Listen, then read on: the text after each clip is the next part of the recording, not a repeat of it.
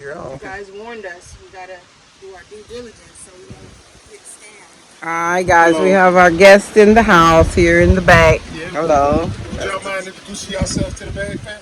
My name is Jamal Rogers. I'm Jamal from Atlanta, Rogers. Georgia. Atlanta, Georgia? Atlanta, Georgia. You ever heard of Dublin, Georgia? Not really. I'm really from Oh, Memphis? You ever heard of Clarksville? Clarksville, somebody Memphis. Yeah, No. You got Memphis 4 hours away from Memphis. Clarksville, It's Clarksville, about Tennessee. 30 minutes from Tennessee. Nashville.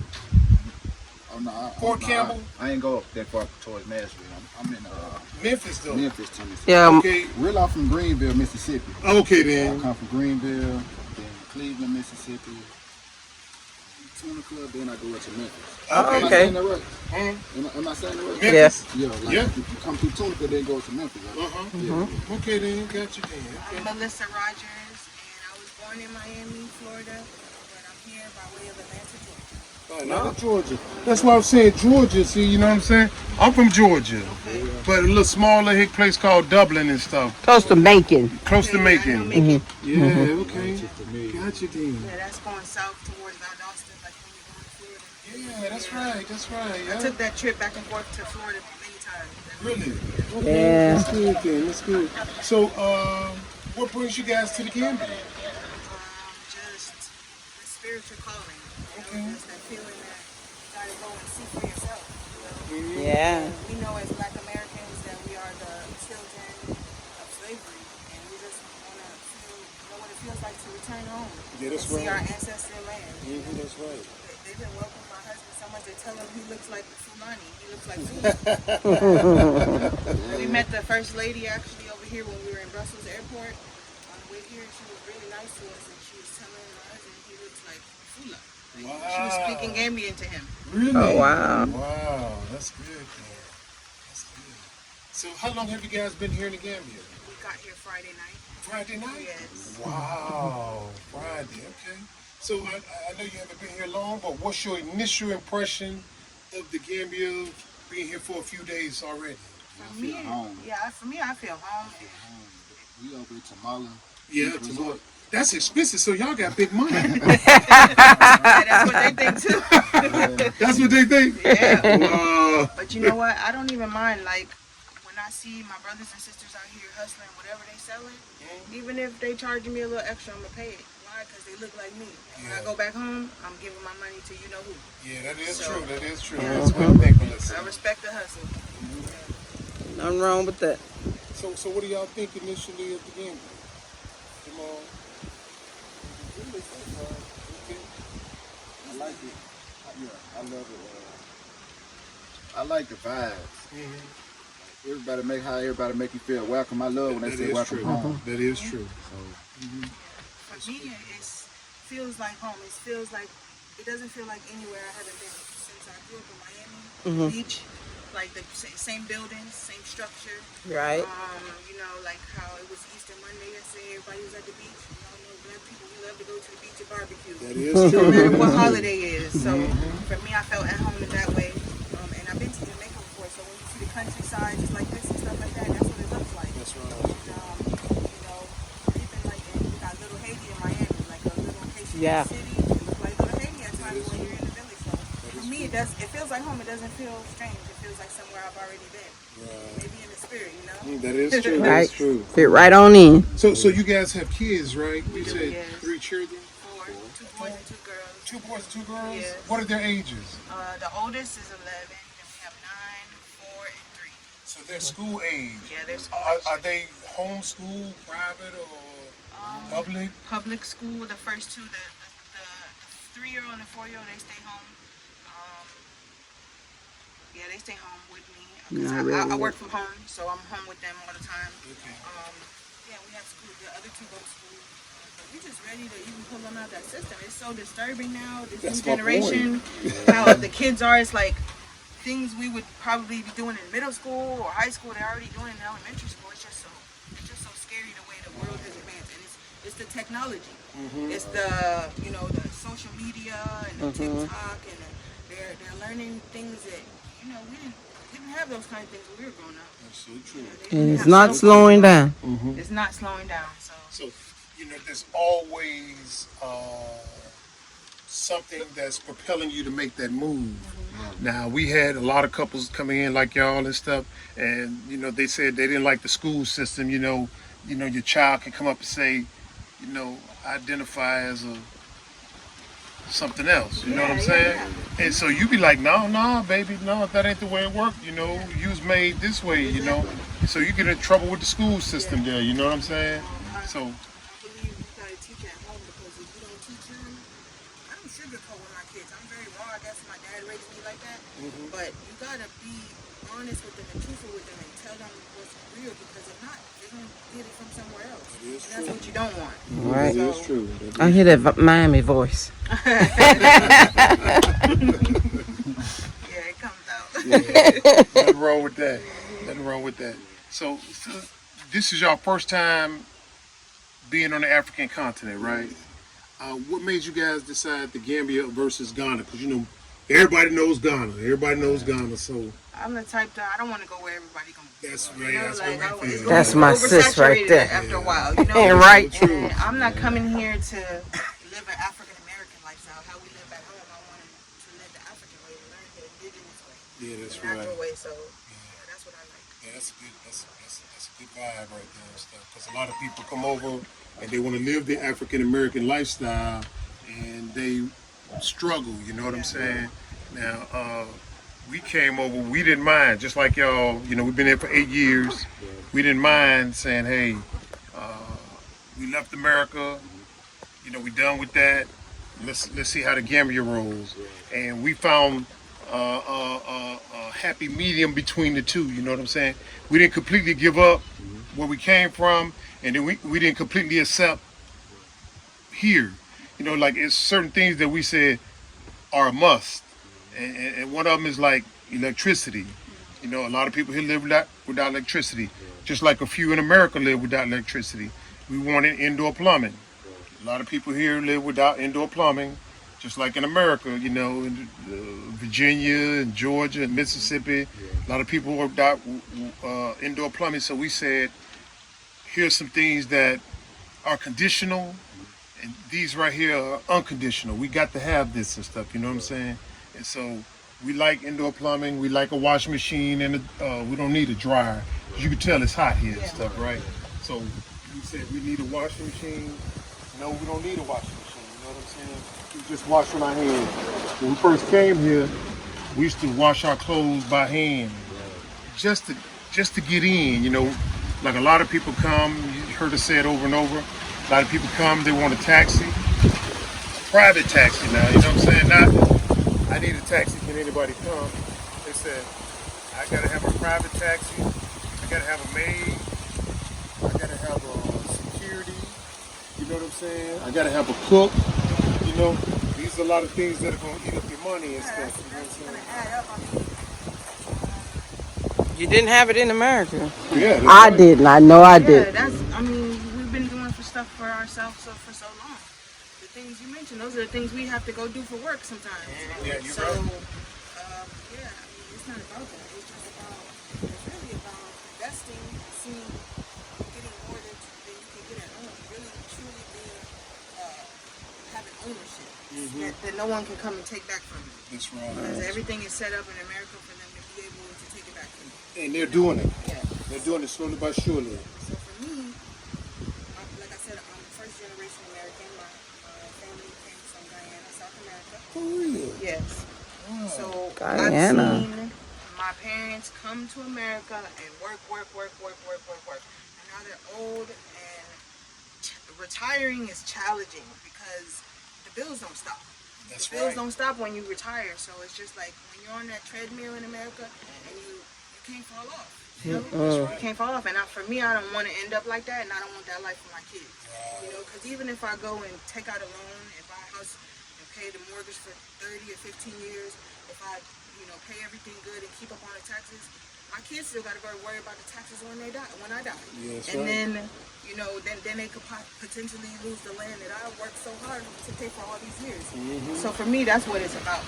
Being able to have something that no one can come and take back from me, and that I can pass down to my kids. And when I go to my grave, I can rest in peace knowing that they have the land, they know how to farm, they won't starve, and America, you got to worry about eviction notice, light Yep. bill, gas bill, Taxes. everything, taxes. Medical bills. Yeah. It's Healthcare. sad. And the funny thing is that I think we're under the an illusion that the healthcare in America is better, and it's not. Yeah, It might be convenient, but you go to the doctor so they can give you pills. That's right. And it might make you feel better on one thing, but it's gonna cause three to five more things. You know. And so here, like even with my parents being from Guyana, my daddy is from a village, a small village. He's a bushman. They're into natural herbs and healing. You know what I'm saying? So like they say he's diabetic, he used bitters, sea moss and all kinds of just different herbs, natural herbs to heal himself. And that's what I wanted to do, like be into holistic natural healing. Back to nature. You can't run to the doctor for everything. Yeah, especially for them pharmaceutical medicines Yeah. with side effects. You know what I'm saying? Then you got a side effect. They're gonna give you another medicine to cure another medicine side effect. You know what I'm saying? So, we didn't buy up on that either and stuff. So I heard you said that farmer. Your father was a farmer. Are you guys farmers? Not farmers. We actually just planted some stuff in our backyard like 2 weeks ago before we left. Okay. I video chatted with my dad yesterday, and he showed me the plants. They're growing nice. But yeah, we just wanted to, start doing it now. So, so we can get used to it. That's definitely what we want to do here. Right now. Your own food. How does your family feel about you guys taking that quantum leap from the illusion? I refer to it as the illusion to the Gambia. How your family feel about that? In the beginning, they wasn't. My mom and dad are dead, so basically I call them my sisters. Oh, okay. In the beginning, she wasn't. Nah, bro. You from America, like your family here. Why are you talking about Africa? Like, Wow, she's trying to hit you with that guilt trip. yeah, but Wow. now she she's happy for me. Now that I called and I'm finally here and I'm telling her what's going on. Right. Yeah, she happy, man. Yeah, that's cool. You gonna give me some land up there? I said, yo, That's what she hit you with now? Yeah. Yeah, that's cool. I like it. She got her nails painted as Oh, yeah. the Gambian flag. Look at that. Right on time. Yeah. Right on time. I think from my family, they're more accepting just because they're not American. So, this is the type of lifestyle they grew up in. That's right. So, but yeah, they're extremely happy that I'm here, especially my dad, because my dad is a black revolutionary. Really? Yeah, I watched your video with Francis, and he reminds me a lot of Francis. Like Wow, very okay. intelligent, very deep. I was raised, to think consciously. Since I was a kid, my dad was giving me information I didn't know what to do with, but I'm grateful for it because now, this It's is the new still in age you. where everybody's woke, and I was knowing this stuff since I was a kid, like now they're trying to reveal that God is black. That's something I was raised to know. Yeah, ain't that something? Yeah, so it's beautiful to see though that people are waking up because our time for them to rule over us is ended. It's time for us to take it back. And we are. That's right. That's right. And I have a gift. Yes. Wow, look at your Look hat. at my hat, guys. Oh, look at that. It has a little strap you can put under your chin. Yes, thank you so much. Thank you. I really appreciate it. That's it. Right? That's it. Well, thank you so much, guys. So, Okay. I'm going to ask you, a question now. Have you guys experienced the lights off here? I've seen them flicker, but I know that they go out. They're in Tamala. Their power don't go off in Tampa? It goes off. I think they have a generator. Right, but they you have a noticed, backup. like you just said, Mm-hmm. that little flick. Yeah, when we know were what I'm saying? next door at the little restaurant, I seen the lights go off and come back on. So I mean, if you're on the grid, that happens quite a bit. So I don't want you to say, well, we didn't see this during our stay here because we were staying in Tamala. But the power goes off quite a bit, but once you get your lane,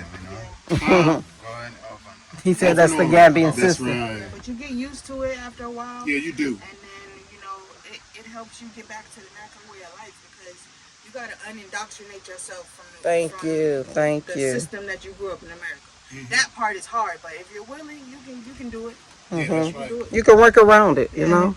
And the point that I was making was, now out here we're off grid.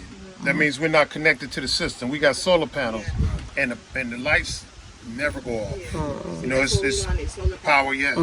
Power and water here 24/7, just like, you know, staying off grid or a homestead. You got borehole water that comes up from the ground to do whatever you need to do with, and you got the sun for solar power. So really you're, you know, in a better position when you stay off grid because you don't have to worry about the lights on and off and stuff like that. You don't have to worry about a high light bill. You want to know how much my light bill is in America? You gonna share that? $300. I know the feeling. Irregardless of how much you use it, ain't it? Yep. Because they're gonna, Yep. they got a certain, you know, way they're gonna charge you. Oh well, we in the winter and we know you're using the heat, so That's when our $300. gas bill goes up, 'cause Thank you. Our gas bill goes up in the winter. See what I'm saying? We need to use the heat. But whether you use it or not, they still gonna charge you because they're gonna say, Yeah. we know based on the averages, that's what we're gonna charge you. Then summertime come, we know you're using that AC. I'm not using ACs. Don't work. Exactly. They don't care. They still gonna charge you. You know what I'm saying? So it's a certain way that they gonna hook you up and stuff like that. Now we're older than you guys, but I'm 60. And my age group in America is called the baby boomers. And right now they're being displaced because of can't being able to retire. You know what I'm saying? So they're homeless. It's a lot. My group is the fastest growing homeless segment in America. Now, when we were working back in the day, when we was y'all age, we didn't think when we were going to get older that, you know, we'd be homeless and stuff like that. That is happening nowadays. You know, we watch stuff and we're like, that's going on there too. People losing their jobs, people being homeless. The cost of living is so high. Wow. That changed everything. It's not, you know, you used to think like if you end up under the bridge, you probably get drunk or wino, or drugs. That's the new face of homeless is not being able to have 3 times the rent. Yeah. Back in the day, you could come with your first class of security. They might run your credit. But if you had the money, you can get the place. Now you can have the money and still can't get the place. Wow. Because they want to run your credit. They want you to make Background check. 3 times the rent. 3 times the rent, and the rent is like, let's say in Atlanta, Georgia. What part of Atlanta is We're up in Kennesaw now, but we were living in College Park Okay, then. before we moved our city, you know, a little more to the suburban area. Okay. But Was that moving to the suburban areas? Was that part of that? What they call it? Where you Gentrification? Gentrification. no, we decided to do that our own. We wanted to stay more near our people in the city, but we just had to go where it approved you. You know what I'm saying? You have to go where you can get. That's right. So that's what we did. Wow. Yeah, I would say like in Atlanta right now, you're not gonna get nowhere to live under $1,000. It's gonna be $1,500, $1,600. Yeah. It's that much. Yeah. That much. Yeah. Where we live, like 2,500 because they add the utilities on and stuff. So we live in a 5-bedroom house. Okay. In Kennesaw, Georgia, and we pay $2,400 a month. That's a big Wow. money. You know how far that'll stretch over here? Yes. For You $2,400 understand? a I month? tell him that all the time. I've been sold before I came here, but for him, he had to touch the ground. He sold. He sold. I don't have to do no more. He sold. Now it does take some getting used to and stuff like that. So, but you know, y'all seem like y'all, you know, understand the ins and outs and stuff. But it's a developing country, and you can see as you drove here, everything ain't a paved road. So sometimes you're gonna drive off that paved road and stuff, and there are no addresses here. So you have to navigate where you turn here at the bubba tree, or you turn here at the That's why they do it in cashew. the islands. They Yeah. say go back way up yonder, wrong side. That's how they, get places. That's how they get places. So it's just a natural way of life. That's all. That's how it used to be done in America as well too. Yep. Fork in the road. Yeah. Now, when I was in the military, my best friend was from Guyana. His name was